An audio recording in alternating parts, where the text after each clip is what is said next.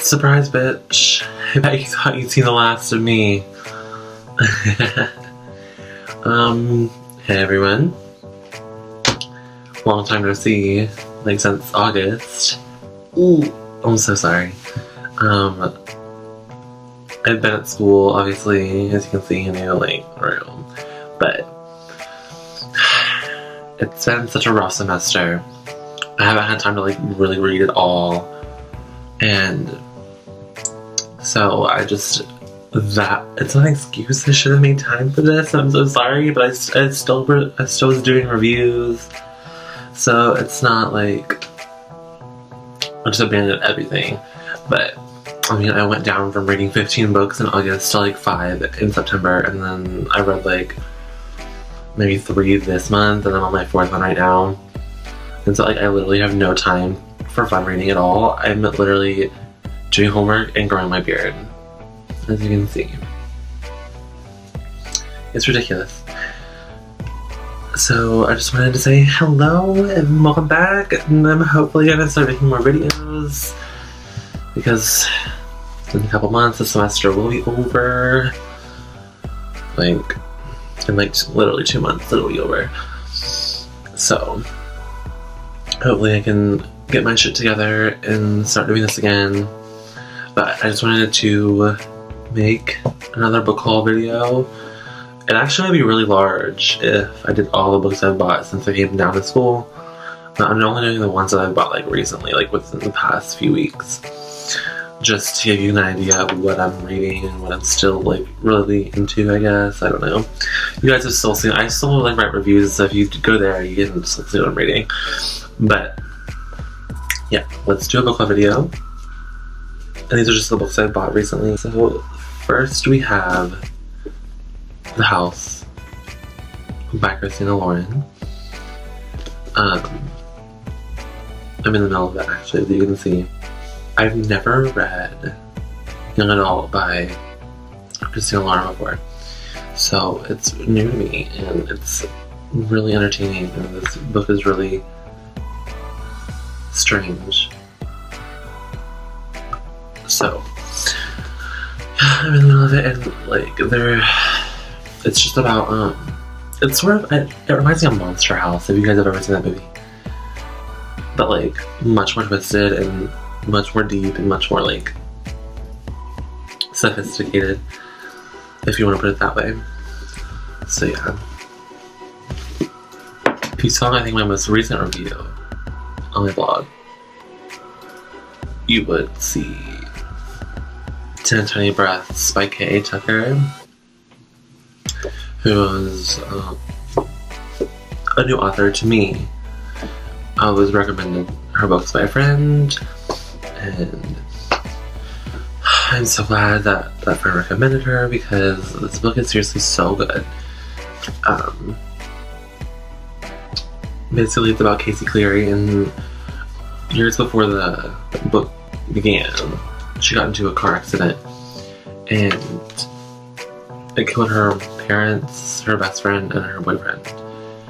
And then she ends up having to get raised by her aunt and uncle, who are like really shitty people. And so eventually she gets enough money to take her and her sister Livy down to Miami. And of course she meets a guy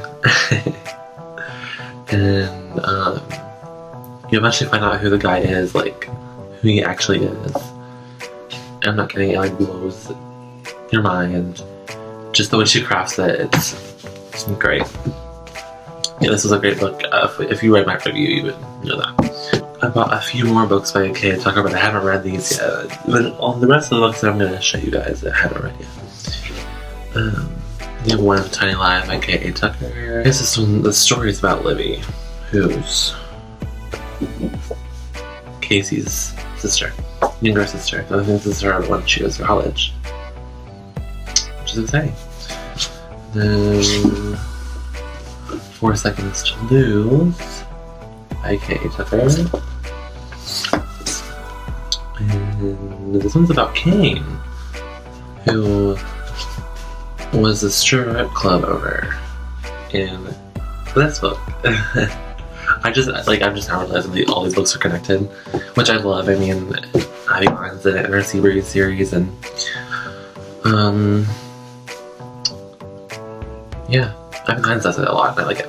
And then, of course, Christina Lauren does it in their, like, Beautiful Bastard, as well as their, their Wild Seasons series.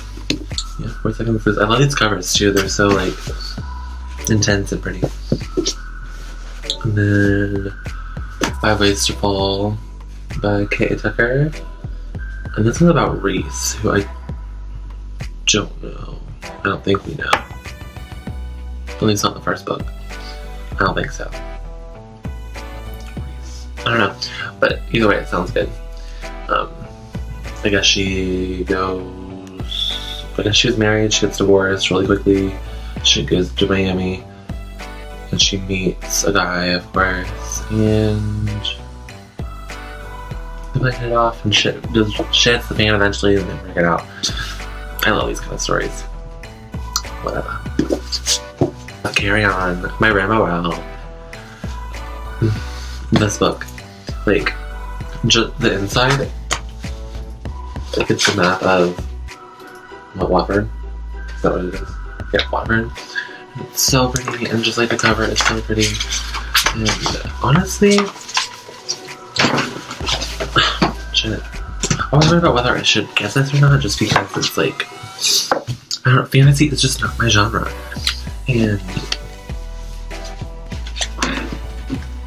But the thing is Rainbow writes so good, and anyway, I think, yeah, and it says even in the description, it has just as much kissing and talking as you'd expect from a Rainbow Rowell story, but far more monsters, which is really exciting to me because I think Simon and Baz, like, they're actually in love in this story, and it makes me so happy. I love it. Love it. And the cover is just so pretty, and it's so big. It's thick. Don't go there. And I love that Rainbow writes really cool books. Wild Night by Christina Lauren. I haven't read it yet. I'm so excited to, because it's Lola and Oliver, and I'm just really excited for it. If you guys have read What Sweet Wealthy Boy and Dirty Rowdy Thing, it's the 3rd book in that series. I think Lola's more like a geek girl, and I don't know, Oliver is the Aussie, and so I'm really excited. And now the next few books are gonna be really like fall, Halloween-ish type novels, I guess, if you want to call them that. First we have The Walls Around Us by Nomaran Sima. I don't know if I'm pronouncing that right. Probably not. She's the author of Imaginary Girls and 17 and Gone. 2 books that I have not read. About Violet and Amber and Oriana.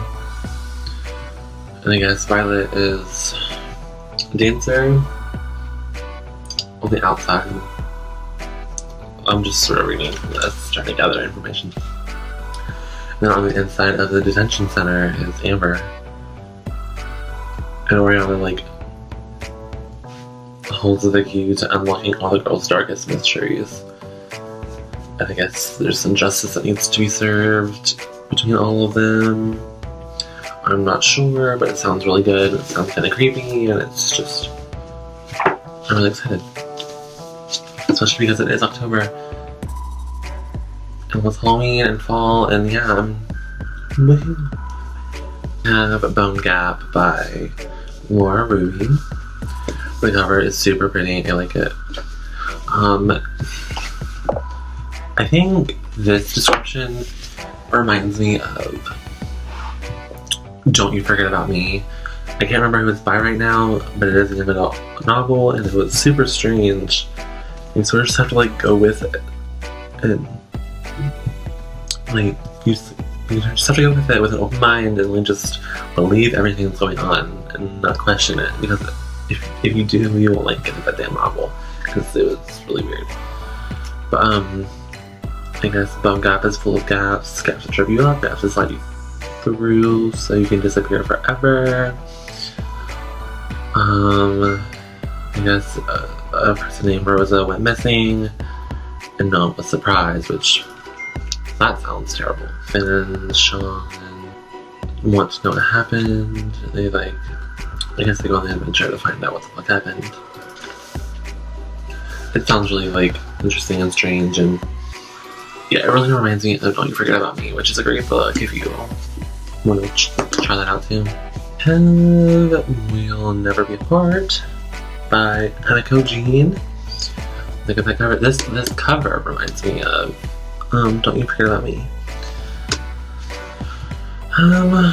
Murder by Revenge is all 17-year-old Alice Monroe thinks about. Locked in a mental ward at Savage Isle.